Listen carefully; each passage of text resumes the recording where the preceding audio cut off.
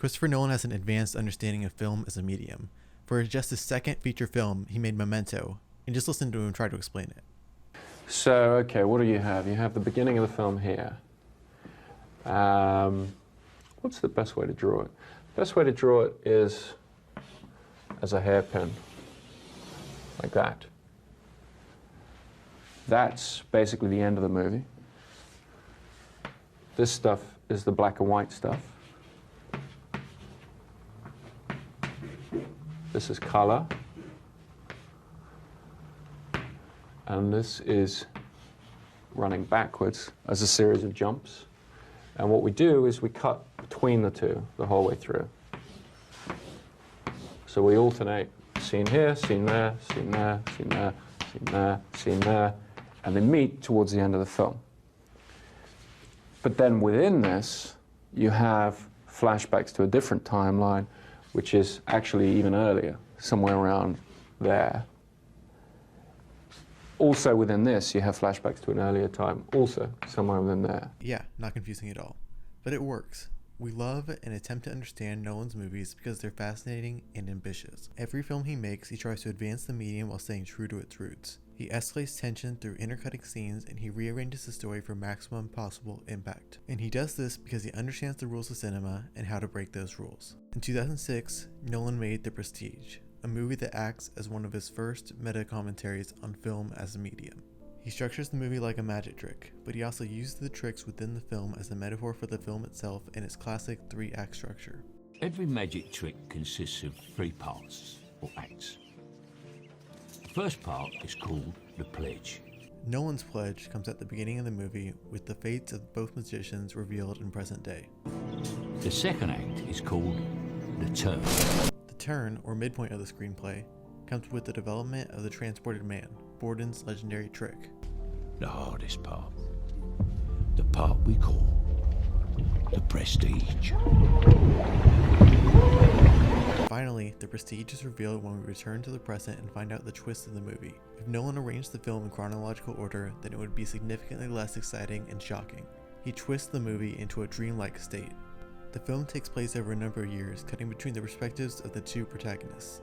Nolan explains in his screenplay commentary that the key to this was figuring out that he could use their journals to have Bale and Jackman communicate across time and space. Instead of film, he uses another medium, writing, to send a message within his story.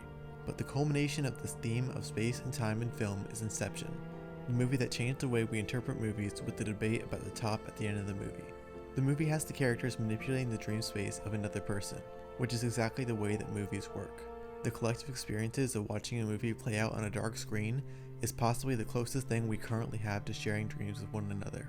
In his book on film editing, In the Blink of an Eye, Oscar-winning editor Walter Murch explains why films work. He says that we do not experience anything like movies in real life.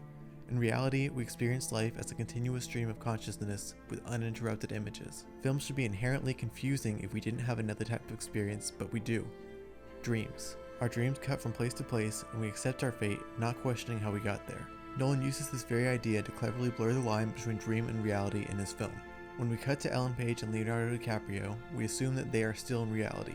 We never saw how they got there or what they ordered. We didn't need to, because it's a movie. We filled in the gaps ourselves. So how did we end up here?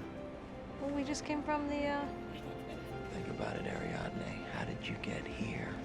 Still, Nolan has a need to create realism within his worlds. In 2014's Interstellar, he had to create a scientific explanation as to why we can transcend time and space to send a specific message or theme.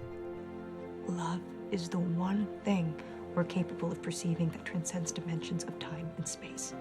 He once again bends the rules of filmmaking, but this time he has science to back him up. Time slows down, but only because the planet orbits a black hole. They travel back in time, but only because they enter the black hole. There's still film commentary though, and there's still a deeper message. When McConaughey enters the black hole, he enters a 3-dimensional representation of space-time, and it looks like a reel of film. By traveling across it, he can access different points in time, much like you can by sorting through frames of a movie. But when he returns from his manipulation of time, there are emotional consequences. He sees his children grow up over the span of minutes. Oh. I met another girl, Dad. I really think this is the one. And he later meets his daughter again, who has finally aged more than he has. Nolan sees film as a mode of communication. It's manipulating projected 2D images so that they have the appearance of reality. He makes his own reality, tries to say something with it, and then twists it so you can never look at it the same way again. Because film started as, and still is, an illusion. A trick.